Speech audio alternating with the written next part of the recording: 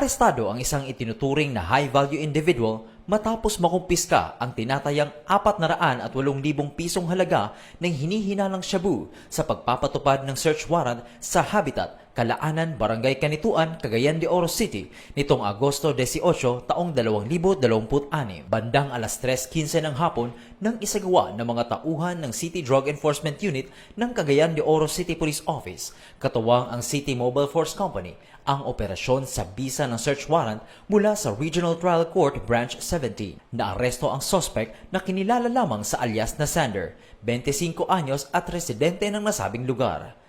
Nakumpiska mula sa suspect ang siyam na heat-sealed sachet na naglalaman umano ng hinihinalang shabu na may kabuuang tinatayang timbang na 60 gramo at halagang 408,000 piso batay sa standard drug price.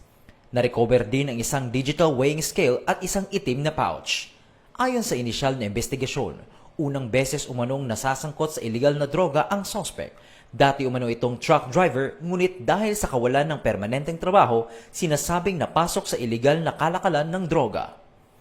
Patuloy namang inaalam ng mga otoridad ang posibleng koneksyon ng suspect sa iba pang individual na sangkot sa illegal na droga.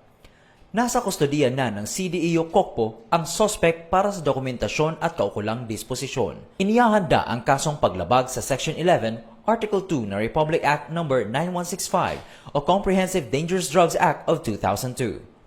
Samantala, isa sa ilalim sa pagsusuri ang mga nakumpiskang hinihinalang illegal na droga alinsunod sa itinakdang proseso.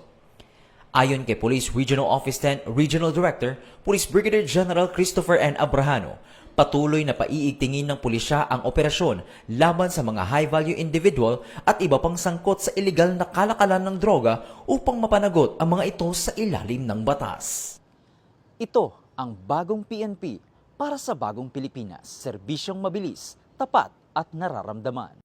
Mula dito sa Hilagang Mindanao, Regional Public Information Office, Police Regional Office 10. Ako ang inyong PNN Correspondent, Police Staff Sergeant Jason Adams Kambangay, alagad ng batas, tagataguyod ng Balitang Pulis.